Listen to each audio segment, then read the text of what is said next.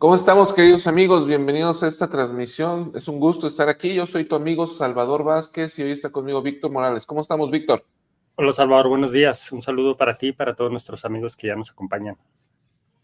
Están por aquí dejándonos saludos. Ahora que lo mencionas, Graciela Ricardo Sarmiento nos dice saludos cordiales para usted y cada uno de nuestros hermanos que están bien conectados y unidos para este momento al apoyar y aprender la buena palabra. Gracias, Ricardo. Un saludo hasta Utah. María Lizárraga, Dora García, María Soledad, Alondra Ávila, Lucía Robles, Verónica Venegas, Ana Angelita Torrelio, Jimena Figueroa y otros tantos más que nos han dejado por aquí sus saludos. Víctor, el día de ayer estuvo con nosotros Carlos Méndez. ¿Tuviste la oportunidad de escuchar algo del podcast de ayer? No lo vi. Te recomiendo que lo escuches porque viendo cómo se desempeñó Carlos el día de ayer, creo que tú y él podrían quedarse aquí tranquilamente y yo estarlos viendo desde la pantalla sin ningún problema. Está bien. Échamelo. A falta que Carlos quiera. Vamos a ver si quiere, ¿no? Víctor, continuamos. Este es el episodio número 49 de la serie del Ministerio de los Apóstoles. Estamos en la tercera temporada y tentativamente sería el último discurso que estaríamos analizando del Elder Christofferson, la disciplina moral. Este es un discurso que dio ya en calidad de apóstol en octubre de 2009 y es un gran discurso, Víctor. Tú lo has propuesto y quiero saber por qué propusiste este discurso. Bueno, sabes que de entrada me llamó la atención el título. Yo no recordaba este discurso, no recuerdo ni lo de la última conferencia, menos del octubre del 2009. Pero me llamó mucho la atención el título y me puse a explorarlo, a ver de qué estaba hablando. Y fíjate que sí me cayeron varios veintes, como se dice, ¿no? Sí me hizo clic en varios aspectos. Y uno de ellos es que me puse a pensar, bueno, nosotros tenemos el albedrío y eso es algo que todos conocemos y es la facultad y el privilegio que nos ha dado el Padre Celestial para escoger o para tomar decisiones en esta tierra. Pero luego de eso se derivan buenas decisiones y malas decisiones. Y yo te preguntaría a ti, Salvador, y le preguntaría a todos nuestros hermanos, ¿quién quisiera tomar puras buenas decisiones? O lo puedo preguntar de otra manera, ¿quién quiere tomar malas decisiones? Y quizás aquí la respuesta unánime sería, pues nadie, porque quisiéramos tomar malas decisiones. Y sin embargo las tomamos. Y a veces hay varias razones, ¿no? Por las que tomamos malas decisiones.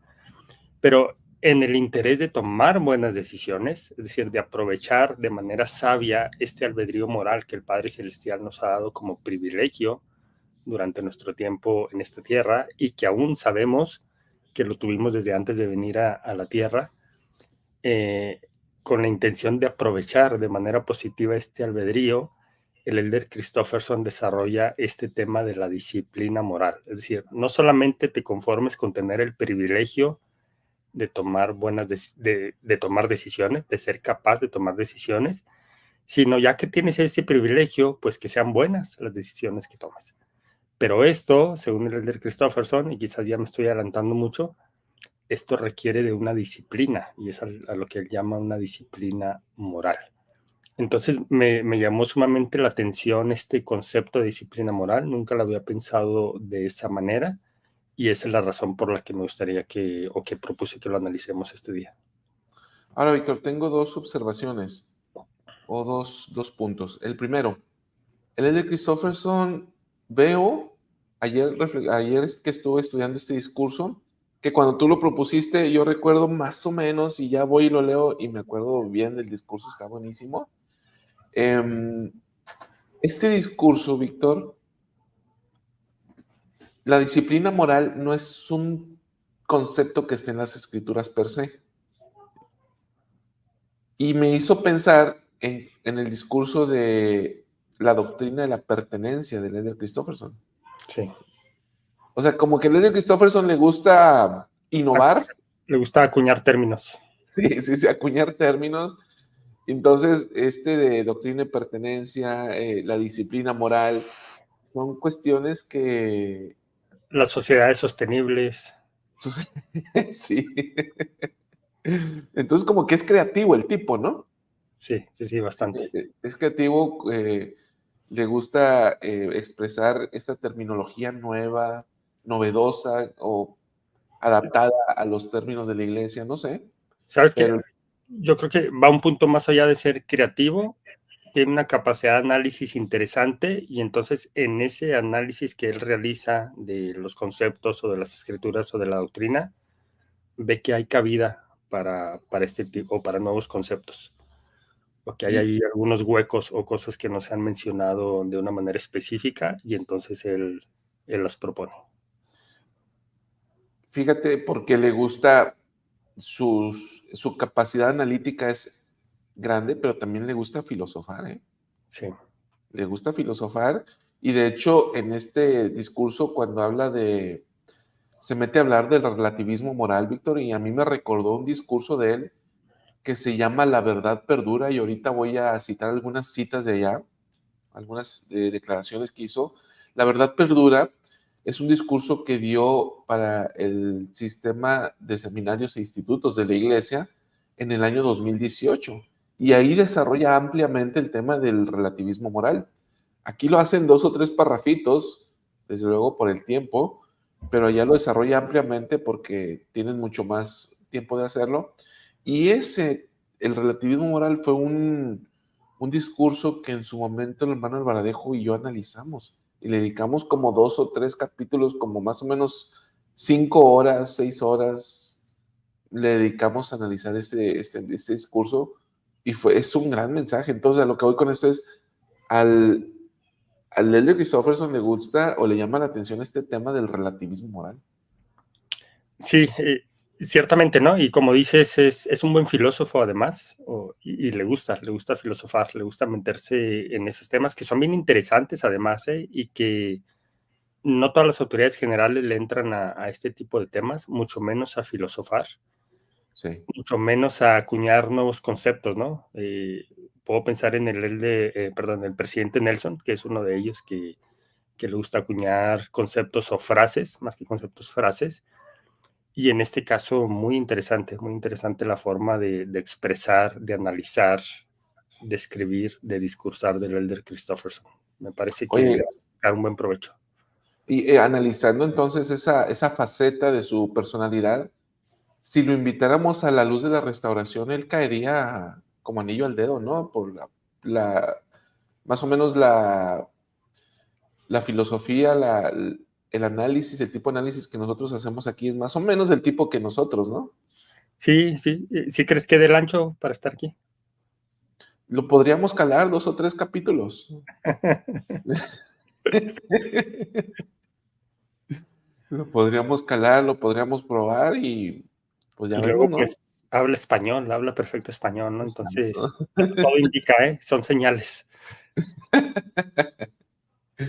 Sí, porque esa es un tanto nuestra inclinación, ¿no? En ir más allá de las líneas, en ir más allá de la simple presentación o repetición. Vamos al análisis, vamos incluso a reflexionar, a profundizar, a escarbar en la doctrina. Y esto es un ejercicio que al menos a mí me atrae y me resulta muy interesante. Y veo que el Elder Christofferson también lo hace. Así que, pues, vamos a buscar invitarlo, ¿no? Creo que nos llevaríamos bien con él, ¿eh? Pues vámonos, Víctor. Entonces vamos a ir escuchando el discurso del Elder Christofferson. ¿Quieres añadir algo por el video? Nada más. ¿No? Entonces vamos a escucharlo y ahorita vamos marcando la pauta. During World War II, durante la Segunda Guerra Mundial, el presidente James E. Faust, que era entonces un joven soldado del ejército de Estados Unidos, solicitó entrar en la escuela de oficiales. Tuvo que presentarse ante una mesa de examinadores compuesta por lo que él describió como severos soldados de carrera. Pasado un rato, las preguntas se volvieron a asuntos de religión. La pregunta final fue: ¿en tiempos de guerra no se debería moderar el código moral El estrés de la batalla no justifica que los hombres hagan cosas que no harían cuando están en casa, en situaciones normales. El presidente Faust relata: reconocí que tal vez fuera mi oportunidad de ganar quizás algunos puntos si mostraba amplitud de criterio. Sabía bien que los hombres que me hacían esa pregunta no vivían según las normas que se me habían enseñado a mí. Me cruzó por la mente la idea de que tal vez podría decir que tenía mis propias creencias al respecto, pero que no quería imponérselas a los demás. Sin embargo, también acudieron a mi memoria las caras de las muchas personas a las que había enseñado la ley de castidad cuando era misionero. Al fin respondí simplemente: no creo que haya una norma doble de moralidad. Salí de allí resignado al hecho de que no les habrían gustado mis respuestas y que seguramente me darían una nota muy baja. Unos días después, cuando publicaron los resultados, para mi asombro vi que había aprobado y estaba en el primer grupo elegido para la escuela de oficiales.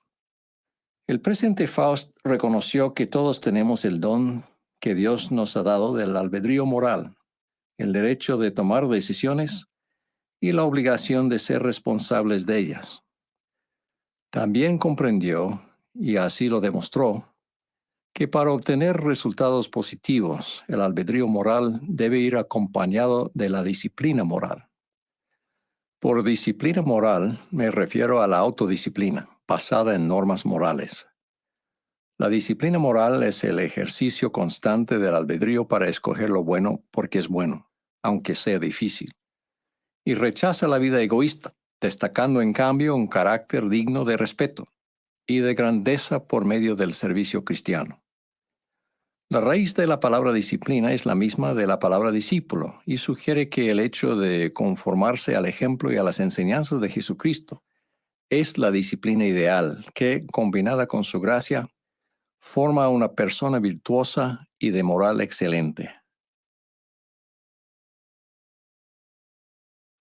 Víctor, ahorita mientras escuchaba el discurso, vino a mi mente un paralelismo en la forma de estructurar sus discursos del de Christofferson. Busqué rápidamente el discurso que me recordó de él y lo encontré.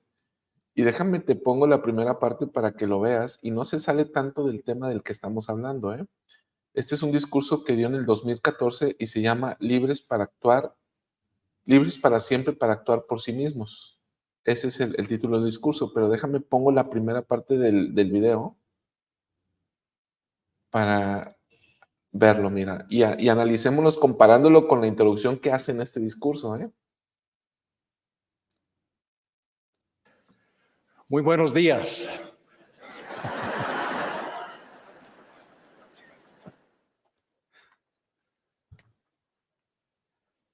William Shakespeare's play, The Life La of obra King de William Shakespeare, La vida del rey Enrique V, incluye una cena nocturna en el campamento de los soldados ingleses en Azincourt, poco antes de la batalla contra el ejército francés.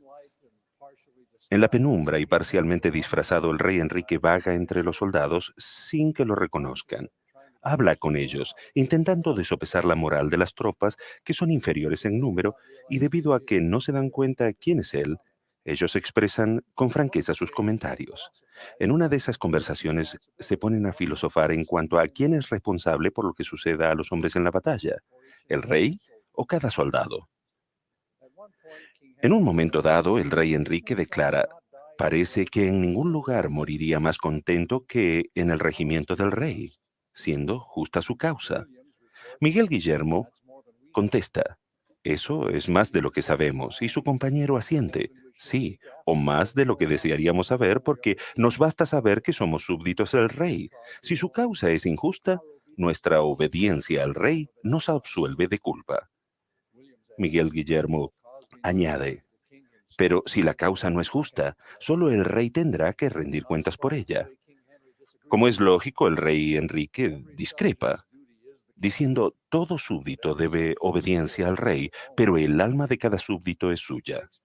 Shakespeare no trata de resolver ese debate en la obra, y de una forma u otra es un debate que continúa hasta nuestros días. ¿Quién es responsable de lo que nos sucede en la vida? Cuando las cosas marchan mal, existe la tendencia de culpar a los demás, incluso a Dios. A veces surge la idea de que se tiene derecho a ciertos privilegios y las personas o los grupos intentan desviar la responsabilidad por su bienestar a otras personas o a los gobiernos. Con respecto a asuntos espirituales, algunos suponen que los hombres y las mujeres no tienen que esforzarse por lograr la rectitud personal porque Dios nos ama y nos salva tal como somos. No obstante, Dios dispone que sus hijos actúen de acuerdo con el albedrío moral que les ha dado, para que todo hombre responda por sus propios pecados en el día del juicio. Es su plan y su voluntad que tengamos la función principal al tomar decisiones en nuestra propia vida. Dios no vivirá nuestra vida por nosotros, ni nos controlará como si fuéramos sus marionetas, como Lucifer propuso. Ni sus profetas aceptarán la función de maestros de marionetas en lugar de Dios. Brigham Young declaró: no deseo que ningún santo de los últimos días en este mundo o en el cielo esté satisfecho con lo que yo haga, a menos que el Espíritu del Señor Jesucristo, el Espíritu de revelación, se los haga sentir. Deseo que sepan por ellos mismos y entiendan por sí mismos. ¿Qué observaste? Perdón, se me fue un momentito internet, pero ya estoy. Fíjate que me hizo pensar en un artículo de fe que dice que los hombres serán castigados por sus propios pecados y no por la transgresión de Adán. Voy a dejar un poquito de lado la parte de la transgresión de Adán, que creo que queda clara, y solamente mencionar que el hombre es castigado por sus propios pecados. Y podría agregarle, y no por los pecados o las decisiones de otros. Hay una responsabilidad personal, es lo que observo en este relato que cuenta el Elder Christofferson. Hay una responsabilidad personal y el querer justificarnos por las decisiones de otros es quitarnos esa carga de nosotros mismos o esa responsabilidad personal, pero me parece que no es el caso. No hay forma de que nos libremos de eso. Y sobre todo cuando estamos hablando de causas que no son justas, no podemos justificar, pues es que mi jefe, por ejemplo, mi jefe es corrupto y me pidió que hiciera esto, pues allá la culpa caerá sobre él, ¿no? No podemos justificarnos de esa manera. Nuestro albedrío es tan poderoso que llega al punto de que nos permite decidir a pesar de cualquier presión directa o indirecta que nosotros tengamos. Y si te fijas, Víctor, en ambos discursos comienza haciendo un relato en un caso de la vida real y otro de una obra de William Shakespeare, y en ambos hace alusión al uso del albedrío, en ambos hace alusión a la responsabilidad. Y a un dilema moral, ¿no? Podría ser un dilema moral. Y ahí filosofa, ¿no? Sí. Sí. Sí, está interesante. Una filosofía espiritual, si tú quieres, porque no hace conjeturas, no hace suposiciones, no, hace un análisis espiritual basado en la doctrina, pero sí implica un ejercicio de análisis profundo, ¿no? Que pudiera llegar al punto de estar filosofando en ideas morales, ¿no? En este punto, regresando al discurso de la disciplina moral, Salvador, cuando Sí. él habla del relativismo moral, y tú ya comentabas que en algún programa ya explicaron de esto, ¿cómo podrías definirlo en pocas palabras? Yo muchas veces he hablado con mis jóvenes en instituto, en las clases que he dado en instituto sobre el relativismo moral, y yo les digo así: el relativismo moral, para entenderlo fácil, es el depende de. Así, ese es el relativismo moral, depende de.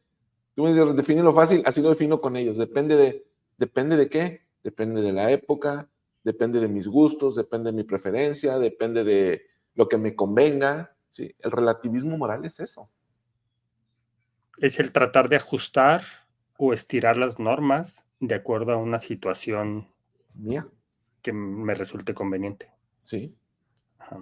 Es decir, no es que yo me adapte a la ley, a las normas, sino que yo adapto y estiro la norma y las leyes de acuerdo con mi conveniencia y a mi pensamiento. Sí. Y ahora, en esta historia, él citando las palabras del elder o del presidente Faust, dice, no creo que haya una norma doble de moralidad. Y Sí. a veces, solemos escuchar este término, ¿no? De una doble moral. ¿A qué se está refiriendo con esto el elder Faust? Eh, al relativismo moral, ¿no?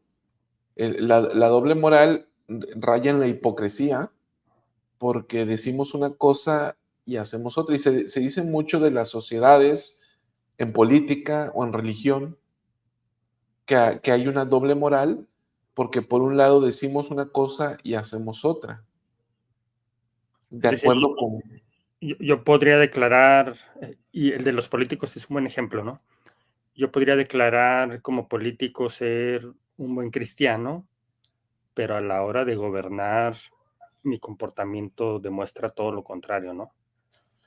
sería cero corrupción. Todos los políticos te van a decir eso, cero corrupción, pero al cabo salen contratos ilícitos, salen dinero desviado.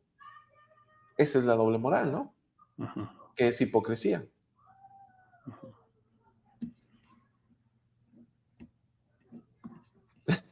Y estabas yendo hacia un punto, ¿eh? ¿Hacia dónde estabas yendo? Bueno, es que me llamó la atención eso, ¿no? De que el presidente Faust concluyó esa parte de no creo que haya una norma doble de moralidad. Pero Ajá, se refiere justo a eso, ¿no? En las preguntas que a él le hacen. sí, Y fíjate, es una pregunta muy interesante, ¿no? No creo que justifica o que se justifica que un soldado haga en batalla o en una situación de guerra, no se justifica que haga cosas que no haría estando en su casa debido a la presión, debido a la situación, etcétera, ¿no? Entonces, eso es bien interesante y eso lo está llevando a un extremo, ¿no? De la guerra. Pero si lo pensamos en nuestras propias vidas, yo creo que la pregunta en nuestra mente podría ser parecida. ¿No se justificaría que yo en mi trabajo o no se justificaría que yo con mi familia a fin de protegerla o digamos que buscando una buena causa, a fin de eso o a fin de que yo conserve mi trabajo, no se justificaría que haga un poquito de trampa, cosa que en una situación normal no haría? Es decir, es una situación extraordinaria no amerita que yo cambie mi comportamiento y la respuesta definitiva es no. Y el presidente Faust lo enseñó en su propia experiencia diciendo no creo que haya una doble, no creo que tenga que haber una doble moral. Es decir, que yo tenga ciertas creencias pero actúe de otra manera aún bajo las circunstancias más difíciles. Y eso es bien interesante y es bien difícil además, ¿eh? sí. Mira, por aquí el elder Christofferson, y aquí en esta parte comparto esta parte del discurso de la verdad perdura, que es el que mencionaba que dio ante el sistema educativo, ante los maestros de seminarios e institutos. Y aquí, déjame localizo esta parte. Bueno, dice que la verdad existe y que representa una realidad fija e inmutable. ¿Sí? Eso sería la ley, ¿no? Uh-huh. Luego más adelante señala, en la mayor parte del mundo, el modo de pensar relativista se ha convertido en una filosofía dominante. Por relativismo moral, un lago más grande, dice, me refiero a la opinión de que las verdades éticas o morales son relativas, que dependen de las actitudes, los sentimientos de quienes las poseen y que nadie puede juzgar la validez de la verdad de otra persona. Hoy día se oye mucho hablar acerca de mi verdad, la verdad de él o la verdad de ella. Y más adelante continúo leyendo, dice, creo que estarían de acuerdo en que la filosofía del relativismo moral ha hecho grandes avances en nuestro tiempo. No juzgar se ha convertido en una norma casi incuestionable para la conversación y el comportamiento. Pero en realidad todos juzgamos lo que está bien y lo que está mal. Y no solo para nosotros mismos, sino también para las personas y la sociedad que nos rodean. Las leyes y los sistemas de la ley, incluso los sistemas políticos, forman parte de los valores morales y lo que se percibe como verdad. Y más adelante dice, el relativismo moral simplemente no funciona si ha de haber orden y justicia en la sociedad. Y aquí viene este dilema de los que tú hablabas, ¿no? Dice, ¿puede el asesinato ser incorrecto para la mayoría, pero correcto para algunos? Aquí son preguntas de reflexión, ¿no? Que rayan en la filosofía, ¿no? Uh-huh. Dice, ¿tiene derecho el ladrón a guardar lo que roba y seguir robando porque cree que robar es lo correcto para él? En especial porque creció en una circunstancia desfavorable. O al tomar en cuenta algo que está muy presente en las noticias, ¿tiene derecho el hombre a acosar sexualmente a una mujer porque lo considera compatible con su sentido personal del bien y del mal? Bueno, hasta ahí lo cito, podría haber mucho más para escarbar aquí. Te invito a que busques estos, son 2 o 3 capítulos, se llaman La verdad perdura, y son excelentes análisis que hicimos aquí en el canal. Déjame, mira, déjame nada más, comparto esto, Víctor, hago el pequeño anuncio y después escucho tus comentarios al respecto. En una búsqueda rápida que yo hice en YouTube, me aparece La verdad perdura, el discurso, La verdad perdura. Hicimos 3 capítulos, ¿eh? Hicimos 2, creo. Así que te invitamos a que los puedas buscar en nuestro canal de YouTube. Vale muchísimo la pena. Víctor. Excelente. Bueno, continuando con el análisis de este discurso en específico, nos explica justo la parte del albedrío moral, ¿no? Y hace referencia por allá a una escritura muy buena que está en Convenios, creo que la sección 101, 101-78, en donde yo diría que se agrega un buen conocimiento a lo que es el albedrío, porque a veces pensamos en el albedrío y a veces, generalmente los más pequeños, ¿no? Piensan en el albedrío como yo tengo la libertad de hacer lo que quiera. Sin embargo, en Doctrina y Convenios aprendemos, bueno, sí tienes esa libertad, y de hecho es interesante porque me parece que es la única escritura que menciona el término como albedrío moral. Sí. De hecho, en muy pocas ocasiones vamos a encontrar el término albedrío en las escrituras. Me parece que en 3 o 4 ocasiones, y aquí lo menciona como una única vez como albedrío moral. Y no le dice libre albedrío. No, nunca. De hecho, nunca vamos a encontrar en las escrituras libre albedrío, porque ese término no existe. Es algo que alguien acuñó en esta época moderna. Y todos se la compramos. Se fue dispersando por generaciones, ¿no? Pero no existe. De hecho, es un pleonasmo decir libre albedrío. Sí. Pero entonces habla de que el albedrío moral es el derecho a tomar decisiones, pero también es la obligación de responder ante esas decisiones, o la obligación de ser responsable de esas decisiones. Y quizás esta segunda parte es la que a veces los más jóvenes no tienen tan clara, ¿no? Que sí, puedo hacer lo que quiera. Sí puedes, pero tendrás que responder por las consecuencias de esas decisiones, ¿no? Y si lo pensáramos o si lo enseñáramos de esa manera, entonces quizás se pondrían a pensar un poquito más antes de tomar una decisión. Pues es interesante recordar esa parte, ¿no? Ahora, ¿qué es la disciplina moral? Ya cuando introduce el concepto el Elder Christofferson, él lo habla como una forma, o la define como un ejercicio, dice, es el ejercicio constante del albedrío para escoger lo bueno, porque es bueno, aun cuando sea difícil. Sí, justo lo que tenemos ahí en pantalla. Es el ejercicio constante del albedrío para escoger lo bueno, porque es bueno, aunque sea difícil.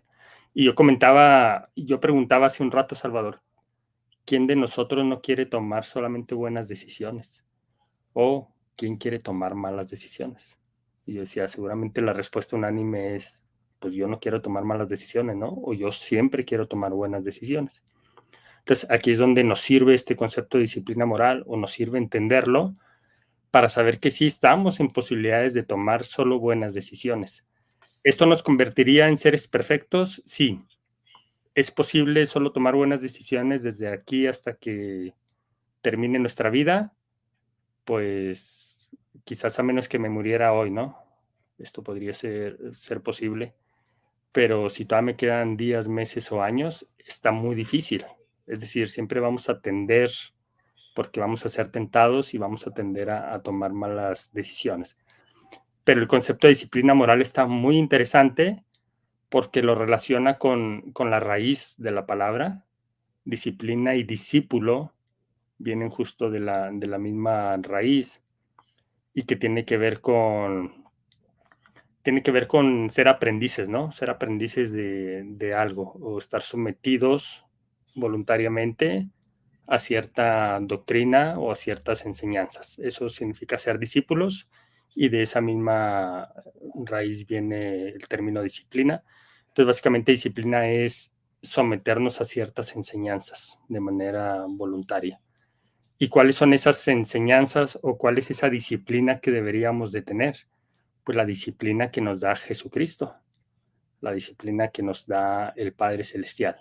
De tal manera que si juntamos todos estos elementos, hablar de una disciplina moral que nos va a permitir buenas decisiones es, en pocas palabras, seguir el Evangelio de Jesucristo o seguir el ejemplo de Jesucristo, lo cual es una brújula para que nosotros podamos tener esa disciplina moral o, en otras palabras, tomar buenas decisiones, hacer realmente un buen uso de nuestro albedrío. Creo que un buen uso de nuestro albedrío es eso, ¿no? Es tomar las decisiones correctas. Y esto nos lo puede dar esa disciplina moral. Ahora, Víctor, en esta faceta que tú estás explicando, entonces, estos conceptos, disciplina, discípulo, tienen la misma raíz. Ahora, el discípulo sigue la moral del maestro. El maestro es Jesucristo. El evangelio de Jesucristo es la moral del maestro.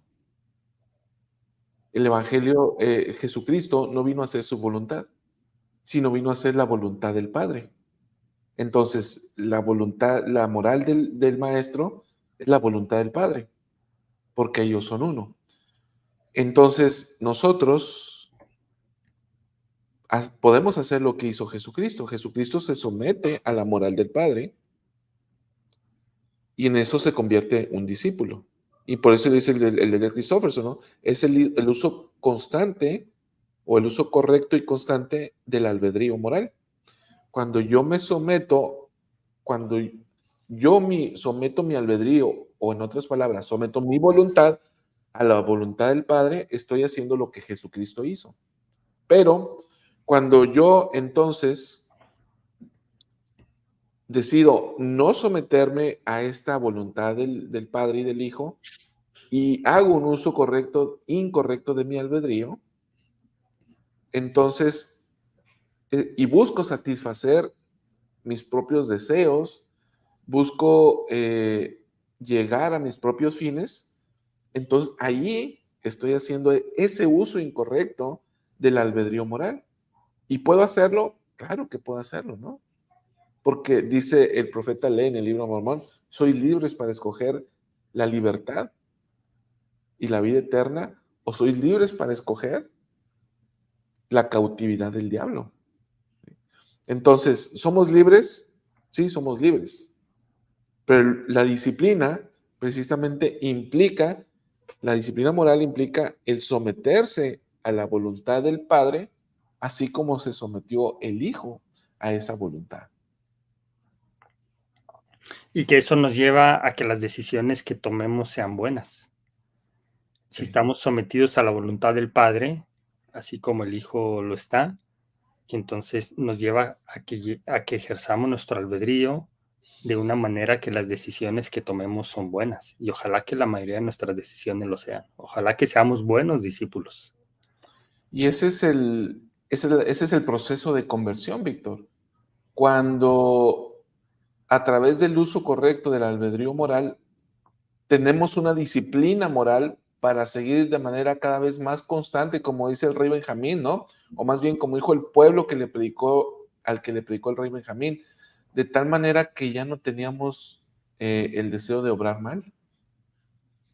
Entonces, el uso correcto del albedrío moral implica una disciplina tal que la disciplina, Víctor, no es como soldados, hacemos, vamos, no. La disciplina moral es someterse a la voluntad de Dios en todas las cosas, de tal manera que ya no tenemos deseos de obrar mal. Víctor, hay un comentario que me llama la atención que dice la hermana María Soledad, Me encanta ver cómo ambos son muy buenos maestros, gracias, y no lo creo.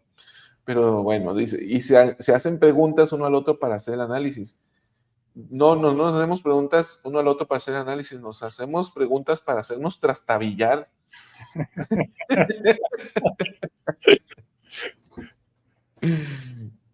¿O no, Víctor?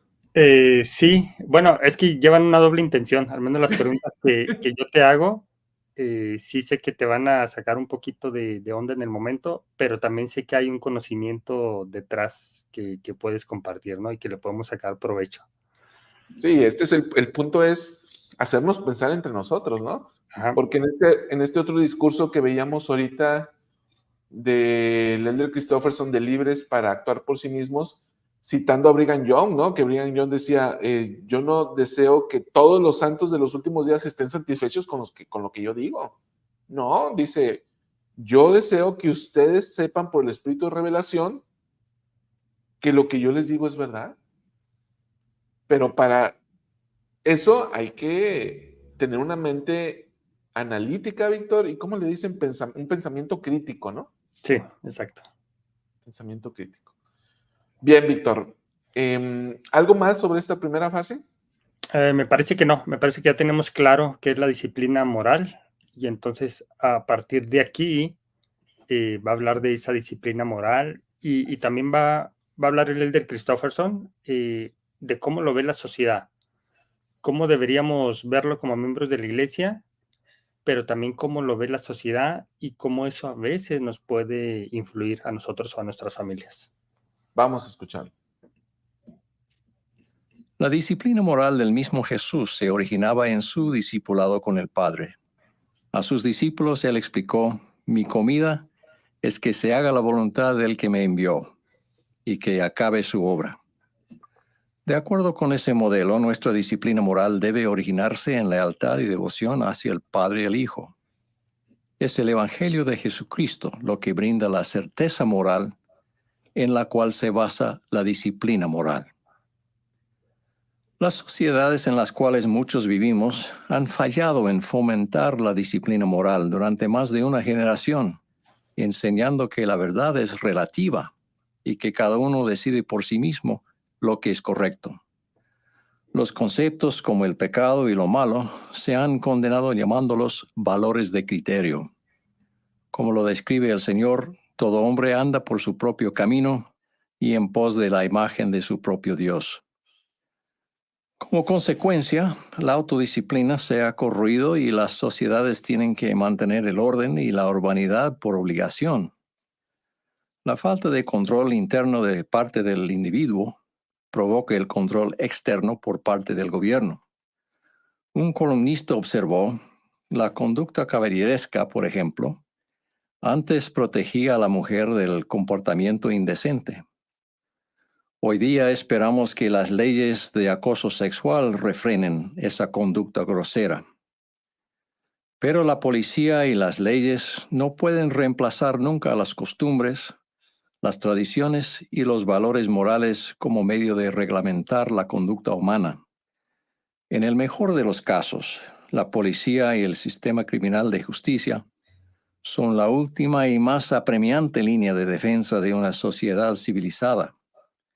Nuestra dependencia cada vez mayor de las leyes para regular la conducta es una medida de cuán incivilizados nos hemos vuelto.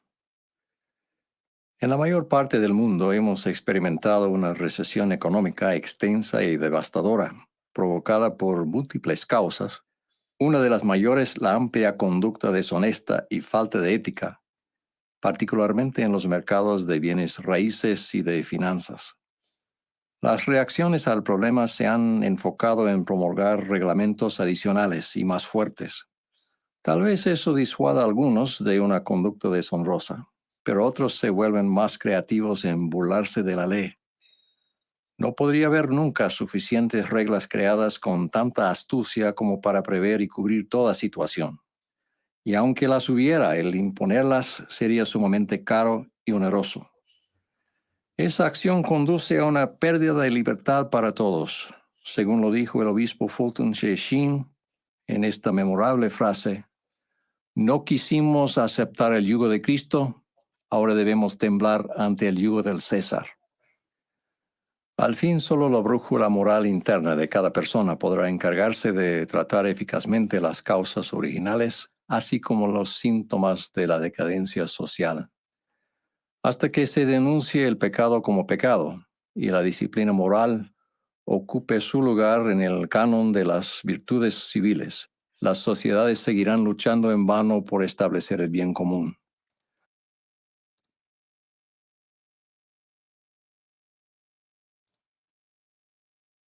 Bien, aquí entonces la segunda parte del análisis de este discurso. Saben que me llamó, cuando estaba escuchando el discurso en esta última fase, vino a mí una expresión, vino a mí el dicho de el que no tranza no avanza. ¿Lo han escuchado? Acá en México es muy común, el que no tranza no avanza. Bueno, parece que estamos sometidos a este tipo de pensamiento. Y aquí el Elder Christofferson, hay un punto donde me llama particularmente la atención. Cuando habla sobre, desde luego me llama la atención por mi personalidad misma, ¿no? Cuando habla sobre las leyes como un medio o como un medio de poder reprimir la conducta del individuo. Y dice él, citando a alguien más, por cierto, que esto no es sino la muestra de una sociedad incivilizada. Pero las leyes tienen que hacer la función que los valores morales de una sociedad o los valores morales que una sociedad no tiene, Víctor. Sí, de hecho él lo manifiesta, lo expresa como la falta de control interno o la falta de un control individual provoca que tenga que haber un control externo, en este caso por parte de los gobiernos, por parte de las leyes y demás. Imagínate una sociedad sin leyes, Salvador, sin leyes civiles. Sería un caos, ¿no? Sería un caos, habría anarquía. Habría anarquía. ¿Pero por qué? Porque exacto. porque la ley reprime la conducta y la conducta está regida por la moral. Y los valores morales, mira Están lo que dice Carolina, en Argentina hay otra frase que dice está mal, pero no tan mal. Sí. como diría un político aquí en México, ¿no? De sí robé, pero poquito. O como Robin Hood, no le robé, pero los ricos. Para dárselo a los pobres. Ajá. Sí. Ese es justo el relativismo moral, ¿no? De justificar las causas incluso, no solamente las circunstancias, sino justificar las causas. Entonces, esa falta de ese control interno o de esa autorregulación, que es necesario que haya leyes, y es necesario que haya castigos. Y ojalá sí fuera, ¿no? De hecho, ojalá sí fuera. Y luego ya sería entrar en otro tema de que no siempre se hace justicia, pero es interesante cómo las propias sociedades, que son las responsables de la decadencia de valores o de la decadencia de la moral, pues también tienen que buscar soluciones a esto a través de precisamente de leyes y de regulaciones y demás. ¿Y por qué no somos capaces? Aquí la pregunta sería, ¿por qué no somos capaces de esto? ¿Es falta de conocimiento? Y yo podría responder, a reserva de lo que tú respondas, sí, en muchos casos es falta de conocimiento. Es decir, ejercer un albedrío de una manera responsable, o en otras palabras, tener una disciplina moral, requiere conocimiento. De tal manera que alguien que no tiene este conocimiento, pues no podríamos esperar que actúe de manera responsable. Y dos, ya hablando de un grupo que sí tiene ese conocimiento, pues está la parte de la debilidad de la carne, que eso nos lleva a tomar malas decisiones también. Entonces, no solamente la falta de conocimiento, sino la falta de autorregulación o la falta de poder o de ser capaces, y no que no seamos capaces como género humano, pero en muchas ocasiones lo somos de manera individual, no somos capaces de autorregularnos, ¿no? O de disciplinarnos, siguiendo la misma terminología del elder Christopherson. Y más adelante en el discurso él va a hablar sobre la necesidad, cuando cuestiona a Víctor esta postura de algunos padres de que se mantienen a la distancia con los hijos, él va a decir justamente lo que tú estás diciendo, ¿no? No me meto en ese tema, pero sí dice que se requiere enseñar, se requiere el conocimiento para el uso correcto del albedrío. Es decir, Víctor, no puede, una sociedad no puede tener valores morales altos si no se enseñan y si no se observan. Por ejemplo, ahora sí como que dice, ¿no? ¿Con qué calidad moral me dices tú esto, no? Uh-huh. No le puedo decir yo a un hijo, no le pegues a tu hermana si mi hijo me ve que golpeo a mi esposa. Esa es la doble moral. Sí. Y esa es la incongruencia, ¿no? Entonces, como el hombre no puede reprimir esa forma de actuar, porque no tiene esa autodisciplina ni ese autodominio del que tú estabas hablando, ¿sí, verdad? ¿Cómo le llama él? Autocontrol, me parece. Un control interno, se llama control interno. Como el hombre no tiene ese autocontrol de reprimir su conducta y sus pasiones y sus emociones, va y golpea a la esposa, entonces tiene que haber una ley, y las leyes que protegen el sistema familiar cada vez son más duras y más fuertes. Tiene que haber una ley que diga y que tipifique. Antes era simplemente una prohibición, después se hizo delito, y después ese delito se le fueron aumentando las penas. ¿Sí? Se tipificó la conducta de tal manera que ahora el individuo que golpea a su esposa puede ir a juicio y puede terminar en cárcel. ¿Por qué? Vamos al origen. El origen es que ese tipo no tenía ese autocontrol. De manera que el orden social tiene que venir a regular lo que él internamente no puede. Y fíjate, tú sabrás más que yo de esto, pero yo estoy seguro que no se regula algo cuando es un caso aislado. Es decir, imagínate que en nuestro país se dé un caso específico de algo que no habíamos visto y que seguramente no va a estar regulado.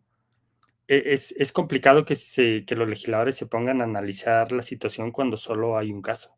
Es cuando se generaliza una conducta o empieza a diseminarse o empieza a permear en la sociedad, cuando entonces se le pone atención y se tipifica. Lo que nos habla de una decadencia más generalizada, más allá de las acciones de una sola persona. Sí, sí, es correcto, ¿no? La ley en sí misma no puede ser tan casuística como para regular cada caso en particular, cada situación en particular, pero efectivamente cuando ya la situación se va generalizando, entonces dice, a ver, espérame, aquí hay muchos cónyuges golpeando a su cónyuge, pues hay que regularlo, ¿no? Claro. Para reprimir esa conducta, para que se la piensen 2 veces. Ahora, Salvador, yo aquí preguntaría, otra de esas preguntas, yo aquí preguntaría, hablando solamente de la iglesia tiene también procesos de disciplina formales e informales, que también nos ayudan a falta de ese control interno, como lo define el de Christopherson, de alguna manera tratan de controlar las situaciones, y me refiero a la disciplina, ¿cómo se le llama actualmente? Bueno, es la disciplina moral de la iglesia, ¿no? Creo que no lleva moral, pero sí es disciplina en la iglesia. Sí, cierto, es la disciplina de la iglesia, la cual también resulta necesaria, justo por lo que estamos hablando, ¿no? Es decir, no es un asunto solamente fuera de la iglesia o fuera de los que nos consideramos cristianos, sino que aún dentro de la propia iglesia se requieren procesos de disciplina, los cuales ayudan, sí al pecador a que se arrepienta, pero que también protegen a los inocentes. Y que estos no existirían si supiéramos autorregularnos. Sí.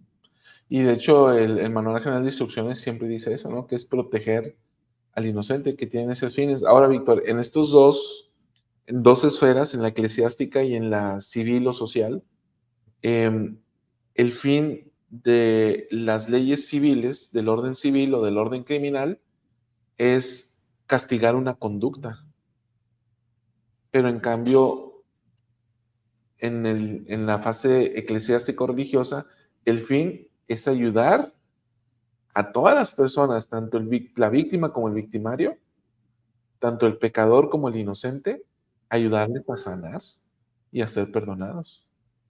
Sí. Ahí es una cuestión, entonces, digamos que esta estructura eclesiástica para atender a una conducta que constituye pecado, más que castigar, más que regular o evitar, la comisión de infracciones tiene como fin ayudarte a sanar y a ser perdonado. De acuerdo. Y fíjate que algo que me llamó la atención de esto que vimos del Elder Christofferson, donde menciona que nuestra dependencia cada vez mayor a las leyes, es decir, que no somos autorregulados, sino que tenemos que ser regulados por las leyes, dice, es una medida de cuán incivilizados nos hemos vuelto. Esto es bien interesante, Salvador, porque aparentemente somos sociedades más civilizadas que en el pasado. Sí, que las sociedades modernas son más civilizadas que en el pasado. Sin embargo, el de Christofferson dice de cuán incivilizados nos hemos vuelto. Es decir, que no es cierto que somos más civilizados, sino que incluso somos menos civilizados que en épocas anteriores. Eso es algo interesante que no todos observan. Y es que, Víctor, más adelante de lo que tú señalas, el Elder Christofferson habla de que cada vez nos estamos volviendo más creativos en burlarnos de la ley. La ley trata de civilizarnos, pero vemos la ley y buscamos los recovecos, ¿no? Y buscamos que la ley se adapte a nosotros y nos burlamos de la ley. Entonces nos volvemos más creativos para cometer pecados o nos volvemos más creativos para violar la ley civil y burlarla sin ser castigados o descubiertos constituye un triunfo y un motivo de alegría, ¿no? Sí, de orgullo. Pero no es sino una expresión de la incivilización del hombre. Ciertamente. Entonces, el hecho de que cuando veamos, hermanos, que hay una nueva ley, una nueva legislación en nuestro país, podría ser motivo de alegría, pero no es otra cosa más que se encontraron otras formas, otros nuevos delitos, lo cual indica este parámetro que comenta el Elder Christofferson, de que somos cada vez más incivilizados. Sí. Por ejemplo, acá en nuestro país, Víctor, un ejemplo rápido es la cuestión fiscal, los delitos fiscales. El sistema de regulación tributaria establece la facturación electrónica y muchísimos candados para evitar que los contribuyentes, que el ciudadano pueda burlar el sistema tributario. Pero ¿qué es lo que hace? Se constituyen empresas fantasmas y esas empresas fantasmas crean productos y servicios que en realidad no existen y venden facturas. Entonces, el contribuyente compra facturas para comprobar gastos que no existen porque el dinero va y viene por debajo del agua. Lo haces transferencia, pero te lo regresan en efectivo. La factura te tiene un costo, te regresan la otra parte. Entonces, cierto porcentaje, sí. o lo mueven a distintas cuentas, ¿no? Y empiezan ahí a hacer para evitar el pago de impuestos. Entonces, Víctor, ¿qué es lo que sucedió acá en México, no? Se ve esta situación y este delito se eleva a la categoría de delito grave. Lo tienen que elevar a la categoría, ¿sí? Justificado no, muchos no estuvieron de acuerdo y un delito grave hoy en día es prisión preventiva oficiosa en la Constitución. ¿Sí? Es decir, si el fiscal te lleva ante el juez y el juez considera que hay elementos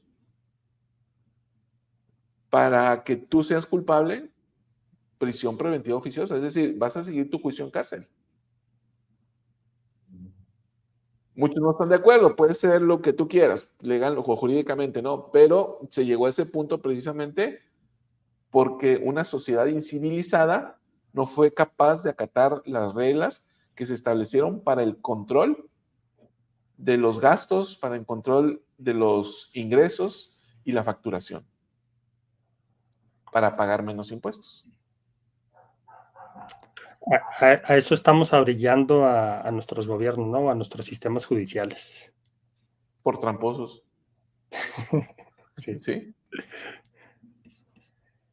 Y Dice ahora, la hermana Aramosa, dice, echa la ley, echa la trampa, ¿no? Es un dicho. Sí, Víctor. ¿Te saliste? ¿Me salí? Ah, ok. Víctor nos abandonó. A ver, Víctor iba a decir algo, pero hay un punto que yo quisiera resaltar de esto que estamos viendo. Y voy a poner el texto. Dice por aquí lo siguiente, miren, dice, solo la brújula moral interna de cada persona podrá encargarse de tratar eficazmente las causas originales, así como los síntomas de la decadencia social. Hasta que se denuncie el pecado como pecado y la disciplina moral ocupe su lugar en el canon de las virtudes civiles, las sociedades seguirán luchando en vano por establecer el bien común. En otras palabras, o a mi modo de entender lo que está diciendo el Elder Christofferson, es que es necesario que los valores que nos rigen a los discípulos de Jesucristo o que establece un evangelio de Jesucristo, hasta que permeen la sociedad, entonces podremos ver sociedades mejor constituidas. Víctor, el evangelio de Jesucristo es un evangelio muy civilizado. Es necesario que se transmitan los valores de honestidad, de integridad, de el respeto. Es necesario que se transmitan los valores relacionados con los atributos del carácter de Cristo, el pensar en el bien común, el amor, la empatía, la caridad, para tener sociedades civilizadas. sí, y de hecho la disciplina, y ya decíamos discipulado, exige que haya alguien que enseña y alguien que aprende. Y esta enseñanza puede ser de palabra o puede ser con el ejemplo. Y si es con las dos, mucho mejor todavía, ¿no? ¿Y dónde se enseña? ¿Dónde se enseña esta, o dónde son disciplinados? ¿O dónde somos disciplinados? Y podríamos decir, pues en la iglesia. En la iglesia es donde se nos enseña, ¿no?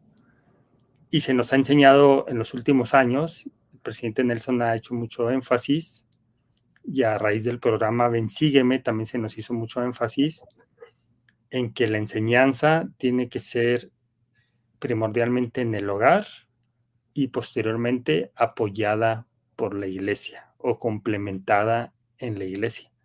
Entonces es en los hogares en donde realmente podemos aprender o podemos enseñar esta disciplina moral. Otra vez volvamos al origen. ¿Por qué tenemos que aprender disciplina moral o por qué tenemos que ser disciplinados moralmente? Simplemente porque deseamos tomar buenas decisiones. Es un aditamento a nuestro albedrío. Tenemos el albedrío, ese nadie nos lo quita, y tenemos un aditamento que sí le podemos agregar o quitar en cualquier momento, que es esta disciplina moral. Y el mejor entorno, y el Elder Christofferson hace referencia a ello, es enseñar en nuestros propios hogares y enseñar las bases de la fe en el Padre Celestial. Y no sé si llegamos ya a esta parte en donde pone el ejemplo de los jóvenes lamanitas. No, vamos para allá, de hecho, y es donde va a hablar sobre esto de que se enseña en el hogar. ¿Vamos a escucharlo? Sí. La disciplina moral se aprende en el hogar, mientras que no nos es posible controlar lo que otros puedan o no hacer. Los santos de los últimos días ciertamente podemos encontrarnos junto con los que demuestran virtud en su modo de vivir y la inculcan en la nueva generación. Recuerden la historia del Libro de Mormón de los jóvenes que fueron la clave para la victoria nefita en la larga guerra del 66 al 60 a.C., los hijos del pueblo de Amón. Su carácter y su disciplina se describen con estas palabras. Eran hombres que en todo momento se mantenían fieles a cualquier cosa que les fuera confiada. Sí, eran hombres verídicos y serios, pues se les había enseñado a guardar los mandamientos de Dios y a andar rectamente ante Él.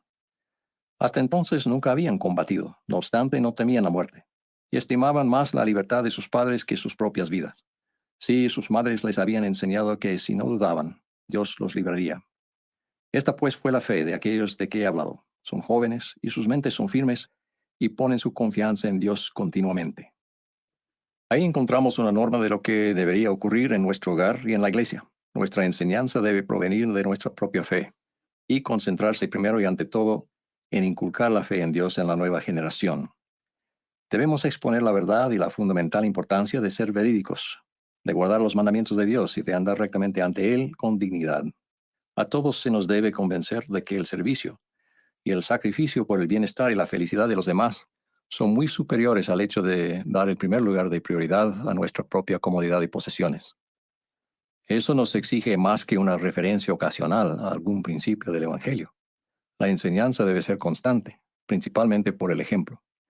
El presidente Henry B. Eyring describió así la visión que nos esforzamos por obtener. El Evangelio puro de Jesucristo debe penetrar el corazón de nuestros hijos por el poder del Espíritu Santo. Para ellos no será suficiente con haber tenido un testimonio espiritual de la verdad y haber deseado lo bueno para más adelante. No será suficiente que tengan una esperanza de purificación y fortalecimiento para el futuro. Nuestro objetivo debe ser que en verdad se conviertan al Evangelio restaurado de Jesucristo mientras estén con nosotros. Entonces habrán obtenido su fortaleza por lo que son, no por lo que saben, y llegarán a ser discípulos de Cristo.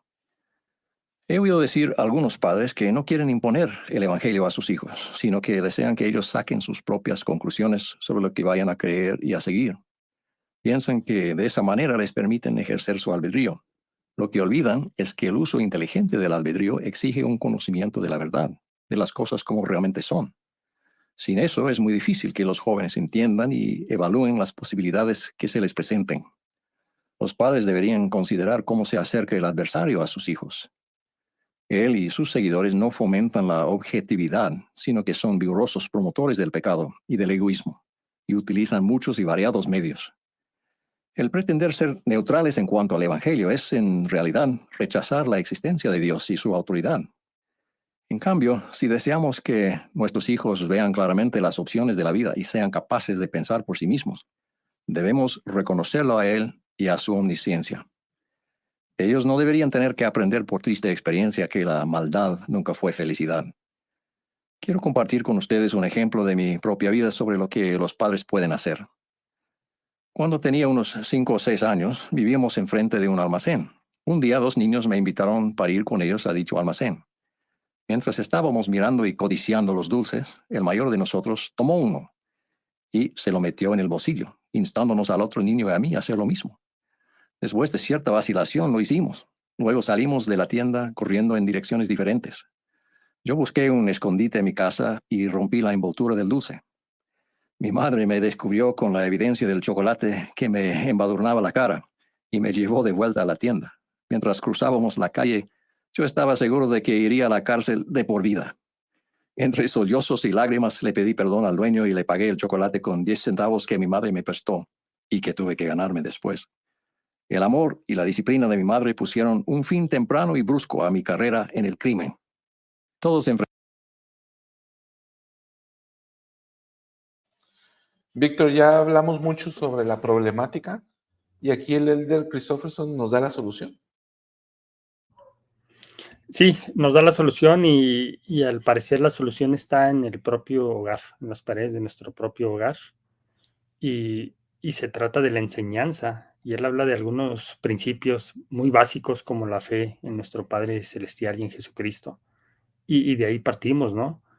Y de hecho, Me gusta la parte en donde habla de que no solamente es una enseñanza que debemos dar a nuestros hijos, sino que además ellos tienen que recibir una confirmación por medio del Espíritu Santo. Y esto no está tan fácil, Salvador, porque tenemos que propiciar el ambiente para que esto se pueda dar. No va a venir en automático. Necesita haber en nuestro hogar un ambiente de armonía, un ambiente limpio, un ambiente en donde realmente el Espíritu pueda testificar de las verdades que nosotros enseñamos con el ejemplo o con la palabra a nuestros hijos. Entonces, implica enseñanza por una parte, implica buenas obras para poder dar el ejemplo y que esto a su vez propicie el ambiente para que el Espíritu Santo venga y testifique en ellos. Me parece que no hay otra manera, no nos podemos saltar esta parte si queremos que realmente empiece a haber una conversión duradera en ellos y que esto a su vez los lleve a tener esa disciplina moral que les permita tomar buenas decisiones. Quiero enfatizar en esto que tú estás diciendo, Víctor, a través del texto, del discurso, ¿no? Lo pongo en pantalla. Ahí estamos más grandes. Citando al presidente Eyring, ¿no? Lo que dice. ¿Qué es lo que debe suceder en nuestros hijos? Es que este evangelio debe penetrar su corazón, pero lo debe hacer a través del Espíritu Santo. Y fíjate lo que dice Víctor. Para ellos no será suficiente con haber tenido un testimonio espiritual de la verdad, ni haber deseado lo bueno para más adelante. No será suficiente que tengan una esperanza de purificación y fortalecimiento para el futuro. Nuestro objetivo debe ser que en verdad se conviertan al Evangelio restaurador de Jesucristo mientras estén con nosotros. Hay algo, Víctor, sobre el testimonio y la conversión, y el presidente Nelson lo ha dicho, de que el testimonio es fundamental, ¿no? Para poder mantenernos firmes. Y sabes que a mí personalmente me gusta hablar más de conversión que de testimonio. Por ejemplo, por este tipo de declaraciones, ¿no? Porque uno puede saber la verdad de ciertas cosas, pero no necesariamente estar convertido. Entonces, la conversión, Víctor, y la conversión que viene a través del Espíritu es fundamental para abrazar la verdad. La conversión nos lleva a abrazar la verdad y la verdad está en Jesucristo. Jesucristo es la fuente de la verdad. Y la moral que proviene de su Evangelio de Jesucristo es lo que el mundo requiere o es lo que requerimos nosotros para morar en su presencia. Luego, el solo testimonio por sí solo no lo logra, sino que es necesario que abracen esa verdad en un sentido espiritual amplio. Es cuanto, amigo. Fíjate, Salvador, deja ahí ese texto en pantalla, porque esto me hace pensar mucho en mis hijos y que a veces les estamos enseñando, incluso no es porque ellos lo perciban así, sino que incluso nosotros como padres a veces cometemos el error de enseñarles para su futuro, pensando en su futuro. Sí. Como aquí dice, ¿no? No será suficiente con haber tenido un testimonio espiritual de la verdad, ni haber deseado lo bueno para más adelante. No será suficiente que tengan una esperanza de purificación y fortalecimiento para el futuro. En el caso de mi hijo varón, actualmente tiene 10 años, constantemente le estamos enseñando acerca de cómo debe ser el comportamiento, por ejemplo, de un misionero. Cómo debe él ser cuando sea misionero, cómo debe ser él cuando sea adulto. Pero quizás no le estamos enseñando lo suficiente de cuál debe ser su comportamiento en este momento, para que llegado el momento de ser un misionero o de ser un adulto o de ser un esposo o de ser un padre, realmente ya haya una conversión fuerte en su vida. Y no solamente que en este momento le estemos enseñando buenos deseos hacia el futuro o que él tenga esos buenos deseos. Creo que ahí debe cambiar un poco el enfoque y yo en lo personal, pero quizás a otros nos pase también, de que no tenemos que enseñar buenos deseos para el futuro o inculcarles buenos deseos para el futuro, sino que tenemos que enseñarles y tenemos que procurar que ellos vayan obteniendo una conversión desde ahora, desde que son pequeños o desde que son jóvenes. Y hay unas palabras ahí tristes, ¿no? Bueno, yo las veo tristes, o me da nostalgia cuando dice al final de este texto que tienes, dice, nuestro objetivo debe ser que en verdad se conviertan al Evangelio restaurado de Jesucristo mientras estén con nosotros. Y eso es bastante duro, ¿no? Porque, ¿qué pasa cuando ya no están con nosotros? ¿Ya no estamos en posición de ayudarles? La respuesta sería que sí. Sin embargo, ya no los vamos a tener a la mano, ya no estamos al pendiente de lo que hacen, de lo que no hacen, de con quién se juntan, con quién conviven. Eso ya es más difícil controlarlo. Entonces, cuando están en el hogar, es cuando realmente podemos controlar, no en su totalidad, pero la mayoría de esas situaciones. Podemos ver quiénes son sus amistades, podemos ver si hay algo que corregir en su comportamiento, pero cuando están fuera de casa, esto se vuelve un poco o un tanto más difícil. ¿Ya se te pasó la tristeza?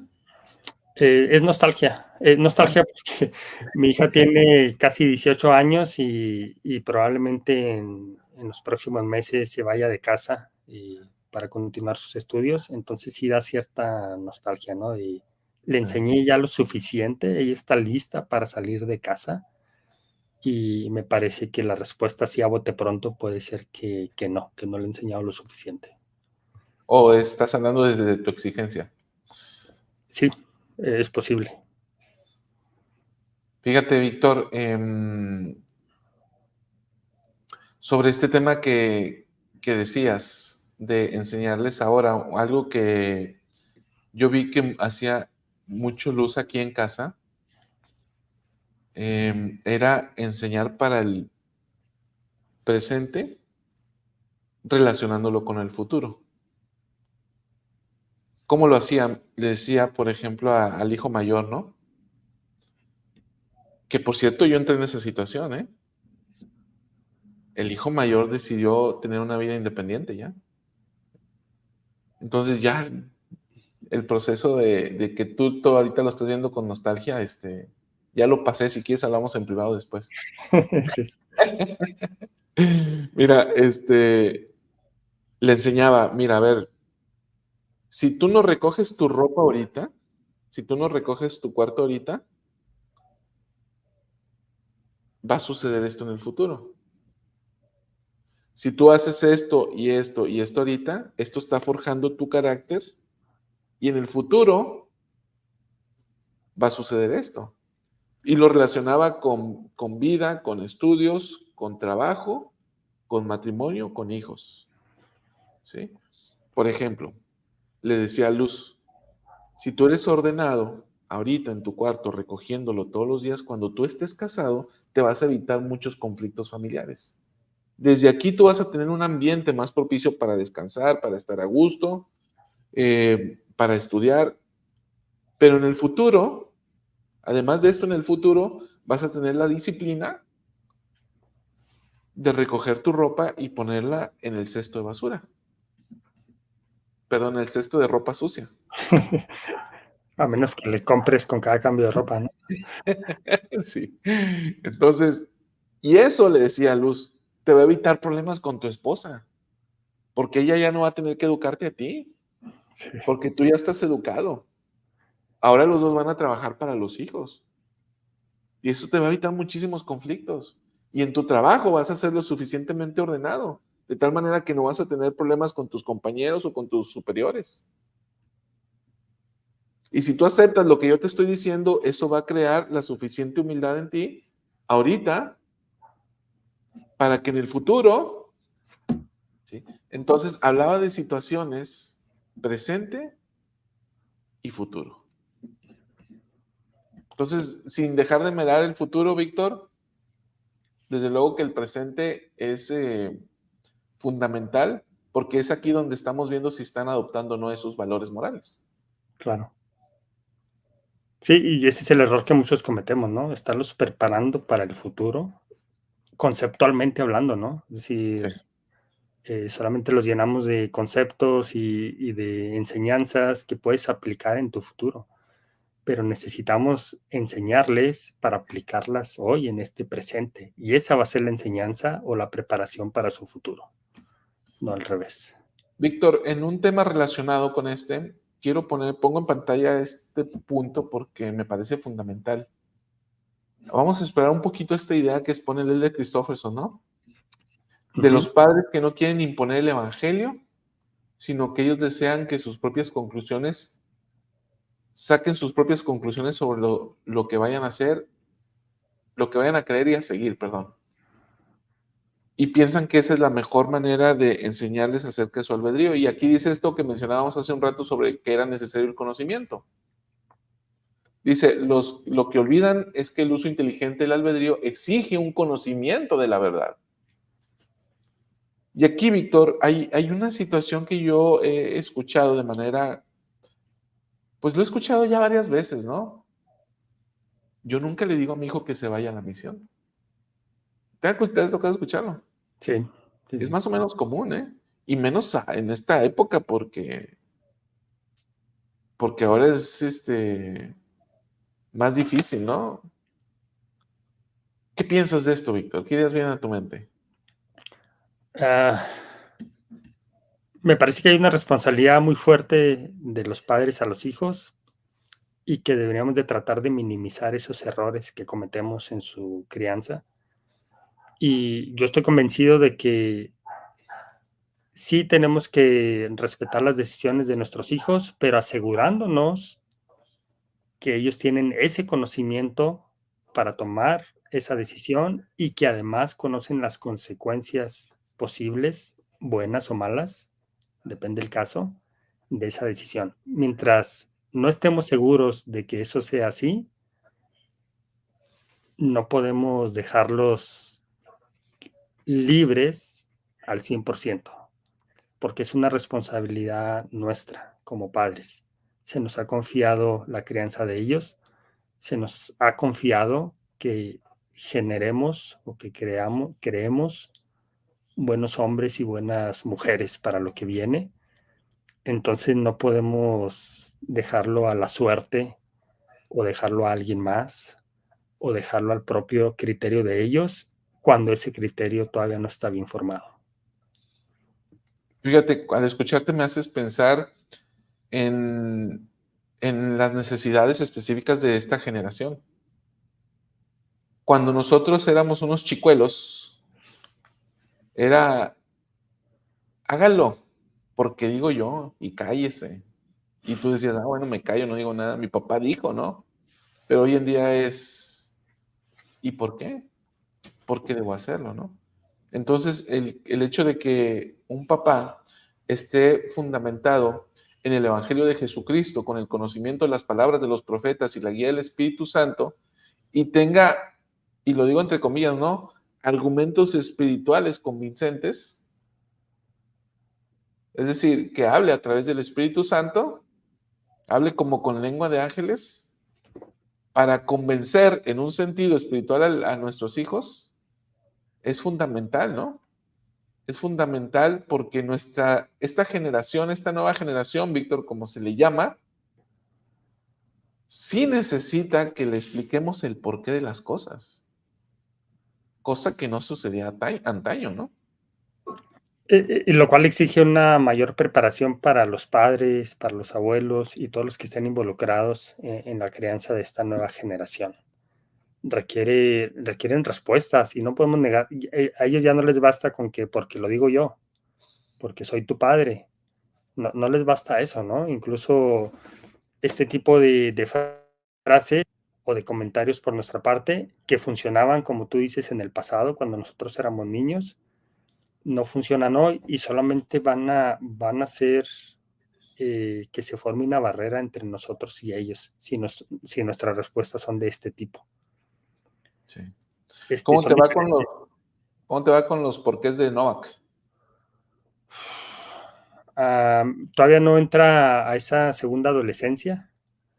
Bueno, porque dicen que la primera es como a los 4 o 5 años, ¿no? Y ya pasamos por esa. Pero la siguiente adolescencia todavía no entra, pero no tardará, ¿no? A sus 11, 12 años empiezan a cuestionar cosas. Sí. pues con este conocimiento ya estarás mejor preparado para afrontarlo, ¿no? Esperaría que sí. Víctor, es tiempo de terminar. Hemos básicamente cubierto todo el discurso de Elliot Christopherson. Te invitamos a que lo estudies por tu cuenta. La verdad es que podrás encontrar mayores elementos que te den luz a tu vida. La disciplina moral, Conferencia General de octubre de 2009. Víctor, ¿qué te llevas de este análisis? La verdad es que me ha encantado el discurso, Salvador. Me ha encantado cuando lo estudié y me ha encantado ahora que lo analizamos juntos. Y me da una brújula, tanto para mí personalmente, es decir, para mi propio comportamiento, para saber cómo acudir al Salvador en busca de esa disciplina moral para que mis decisiones sean mejores, pero también me ha dado luz de cómo ser un mejor padre o cómo ser un padre que esté cumpliendo con su función de enseñar a los hijos. Y me parece que la clave es la disciplina, ¿no? Y algo que he reflexionado mientras estudiábamos y compartíamos es que o nos disciplinamos o seremos disciplinados por el Señor y quizás de formas que no nos gusten. Entonces es mejor disciplinarnos voluntariamente.